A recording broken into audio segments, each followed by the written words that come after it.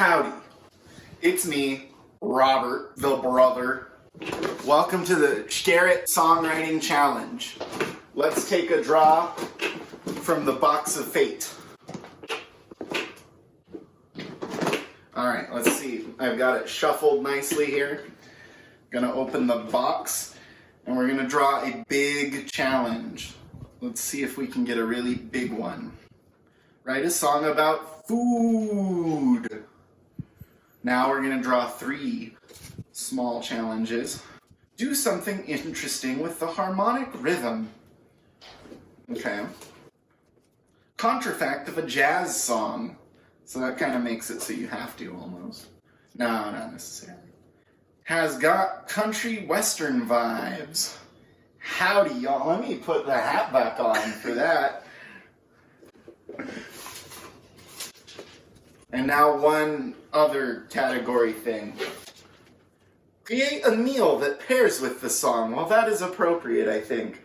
And I think Garrett has his work cut out for him. Thank you, Robert.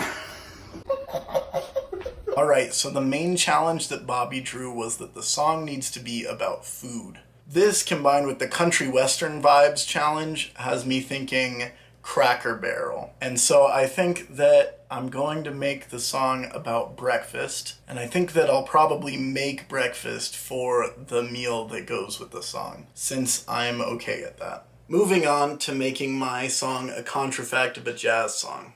A contrafact is a song that borrows the same chord progression from another song. Can't Touch This is a contrafact of super freak, kinda. It's mostly a term used by jazz musicians though. This is because the jazz repertoire has lots of contrafacts in it. Mostly of the song I've Got Rhythm by George Gershwin. It also means that it's easy to improvise over new songs if you already know the chord progression to the song that they're a contrafact of. When I was looking for a jazz song to borrow the chords from, I wanted something that could sound like country. It needed tamer chord extensions than most jazz songs. It needed repetitive harmony, and the chord relationships couldn't be very complicated. It would also help to have slower harmonic rhythm. The chords to Feel So Good by Chuck Mangione seemed to fit the country sound alright, so I ended up using that song. After laying down a bass and drum track, I had Bobby record an acoustic guitar.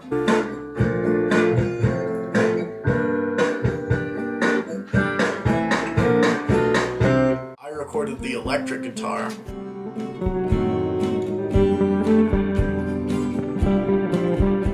And I wanted to achieve that sad country George Strait, Alan Jackson sound, so I hired my friend Eddie to play a fiddle part that I wrote out.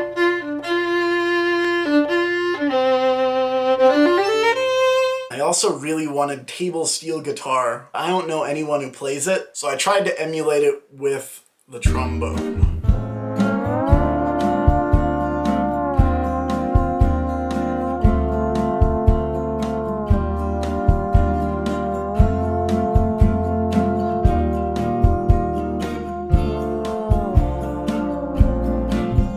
For the challenge where I was supposed to do something interesting with the harmonic rhythm, I decided that I wanted to make the harmonic rhythm twice as fast. But not by doubling how fast it goes through the progression, but by adding a chord in between every chord. It'll make the song sound more intricate. Faster harmonic rhythm should also make it sound more like a hymn. I might add organ to make it sound even more church-like. For the lyrics, I wanted something sad because that was the direction my song was heading in, but I still needed it to be about breakfast. This led me to write Blue Eggs and Ham, the only breakfast breakup song that you know. And then I got to cooking. Good morning and welcome to...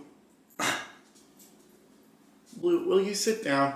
Today we're going... Oh, I forgot an ingredient. Good morning and welcome to How to Do Things Best Ways cooking segment with Shgarrett. Today we're going to be making blue eggs and ham, but I also wanted to make hash browns because you either need toast or hash browns with an egg plate. Here we go. The ingredients that you'll need today are canola oil, 1 big potato, some blue food coloring, some eggs, butter, everyone's favorite, ham, and salt and pepper. Let's jump in. The first thing that you're going to want to do is add some of that canola oil to a medium-sized pan and get it started cooking. Then you'll want to scrub the big potato, and you want to shred this potato into a strainer.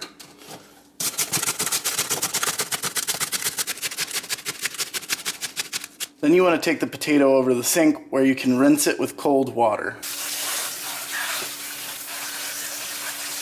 Dry the potatoes a bit on a paper towel and then throw them into the pan. Don't literally throw them. What?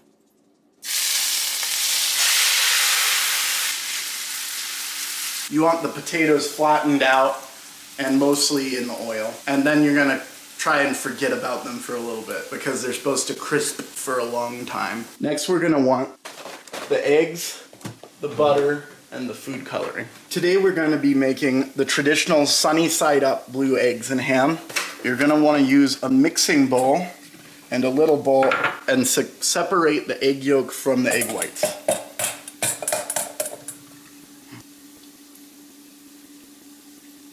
There we go. Now that we have these bad boys separated, we're gonna add blue to the egg whites. I don't like using food coloring. It's gross. Here we go. I'm going to take a whisk and get them in even blue. As you can see, it looks like Jell-O. Beautiful. Right about now, you're gonna wanna turn on your bad boy burners and get a lot of butter in the pan with which you're going to make the eggs, and a smidge of butter in the pan for the ham so it doesn't ruin your pan or anything. I'm gonna turn that one down because it's really hot. Okay, so you're gonna want to take some of the ham, two bad boy mama jammas. It's not quite a smiley face, but I have made ham before that is a smiley face. Okay, now we're going to pour our blue egg whites in the other pan, like such. And we're going to put our egg yolks on top of them.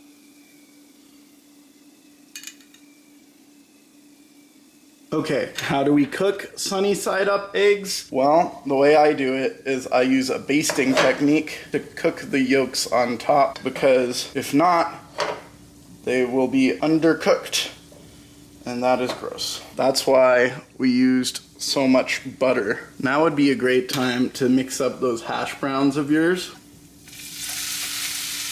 They should look golden on the one side that you flipped up. This is where you take some of that salt and pepper. Salt, a little bit of pepper.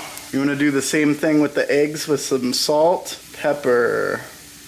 Your ham is most likely done if it sounds like a campfire, and it looks like that. I think our eggs are finished. In a horrible tragedy plating my food, I did this, which is horrible. And I didn't even catch the plating on camera because my camera hates me. Now you're gonna wanna get your hams on the plate, cover up the tragedy that is your breakfast. And some of the hash browns too. Probably should have put those on paper towels. It's whatever. And the finished product.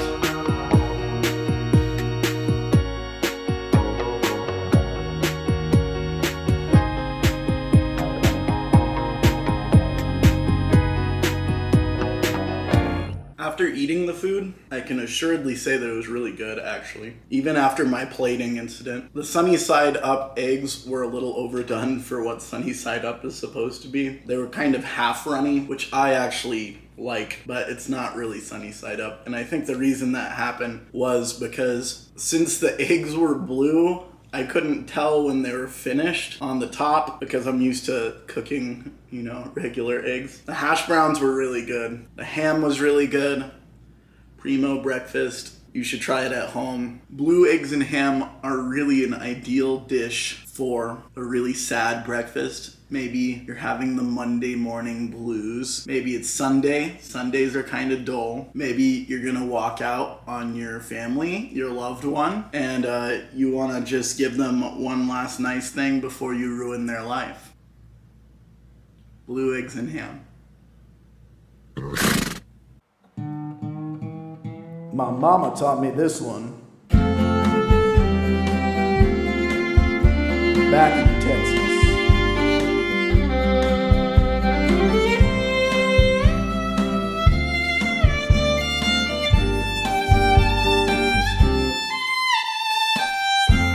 When I woke up, I heard her slam the door. I found her ring tossed on the floor, but on the table there was eggs and meat. The very last breakfast she'd make me. So I'd reflect on how I am. She left blue eggs and ham.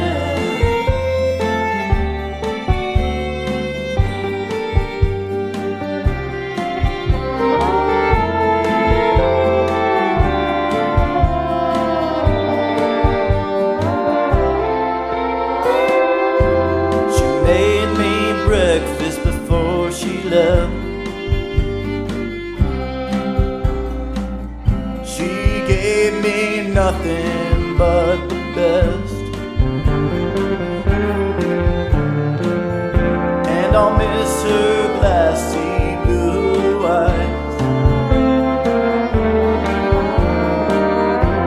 I lost the best thing in my life.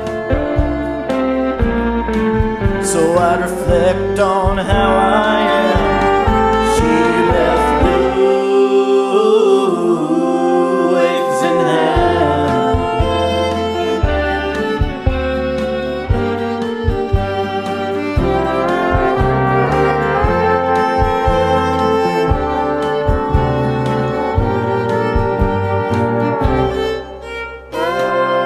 I could tell by the way we fought last that this time she wasn't coming back. So many breakfasts over the years, we salted the last one with our tears. So I reflect on how I am. She left blue eggs and ham.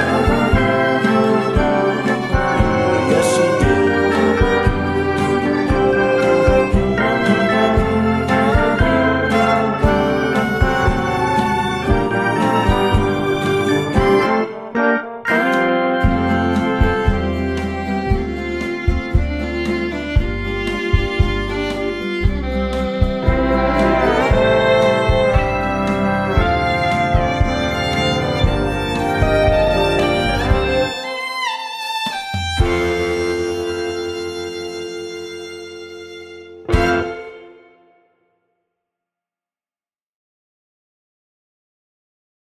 Dude, I like to say the trombone sounded really cool as this like the slide guitar, and like the lyrics, like to me they were a little bit silly, but like that's the vibe, you know. It was good. It was well put, and probably my favorite part of the song actually was when you and someone else was hitting like a harmony. Yeah.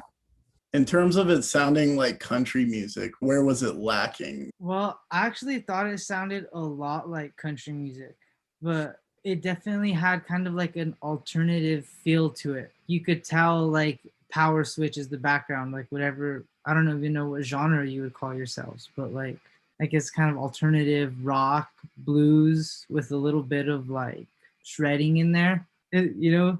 And so I could totally like hear that background in a country setting, which is really cool because I'm like a country guy. I don't know. I don't know a lot about traditional country, more like modern country, but I do know a lot about country, I guess. Yeah, it was good. It was great. Well, thank you. Yeah. Like it's cool. You put a lot of effort into it. It's not like you just went and like filmed a couple things. Like no, you went out to the ranch, dressed up as a cowboy. You shot like a whole music video. Like that was like pretty much a professional music video. You know, like Thanks. Yeah. If you didn't know me, would you listen to it in your car? I didn't know you. It's weird because I might find myself listening to that in the car, but then again I might not. I don't think it'd be something that like I play on repeat. It could be something that like I download and then it's in my library, and then one day I'm like scrolling through and I'm just like, oh, let's listen to this song. It's like kind of cool. What would you rate the song 1 to 10?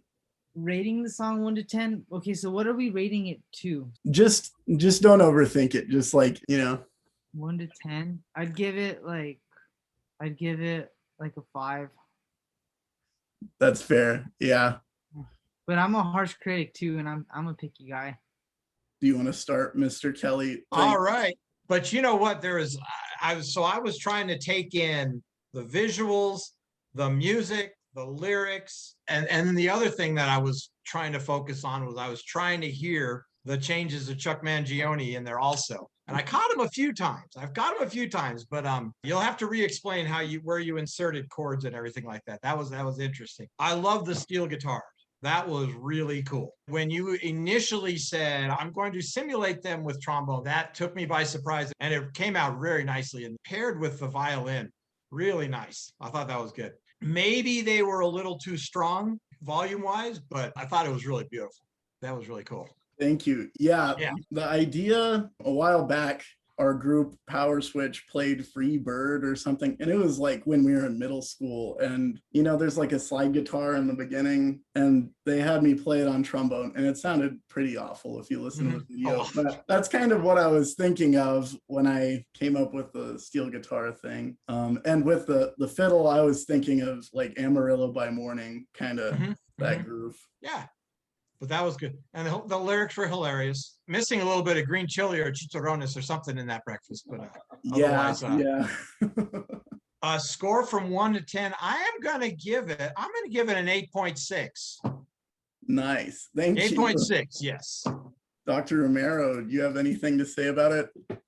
I've got a lot to say about it. I thought it would be great to have you because I knew you had played with Johnny Cash. Yeah, it was 45 years ago or something, close to. But I really like the way that you tied everything together. This was a really good idea, what you're doing with all of this. Where did you film all of this? Do you have a friend that has a farm? Is that your farm? Or that was some church friends, Stacy and Robert in Alamogordo. Yeah.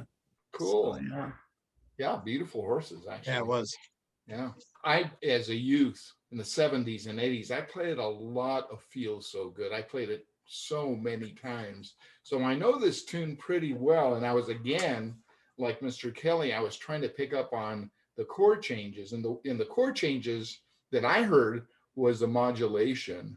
It's like G, A, B flat, C, D, that lick that you have there. I caught that every time you had that. I thought using the violin really tied in the country part of what you wanted to do.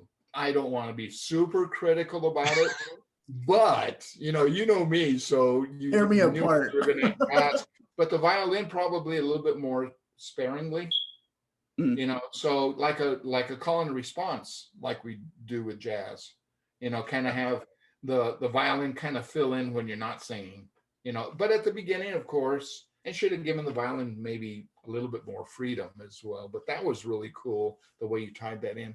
And I agree with Mr. Kelly, the trombone, the lap steel sound was really pretty good. It was a really good idea to do that because, as he said, I mean, what other instrument can do a slide on a fingerboard or a trombone slide? But that was a good idea to do that. And I heard, the couple of voices that you were using there. I was impressed with your cooking. Thank you. You're going to have to do the next barbecue. Yeah, I don't know if I'd eat that blue egg stuff, but in fact, it made me really hungry. I'm not that patient with hash browns. I can't wait that long.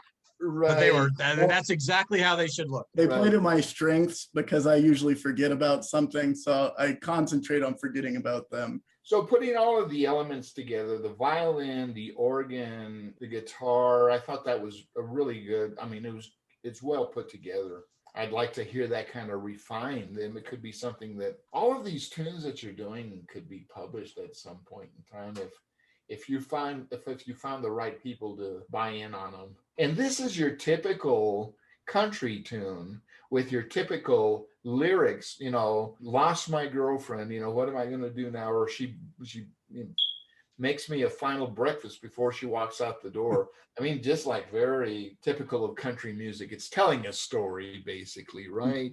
The blues tells a story as well. You know, being a kind of a jazz kind of guy, I would like to sing the, you know, to be a little bit on the jazzier side, but it was a country tune.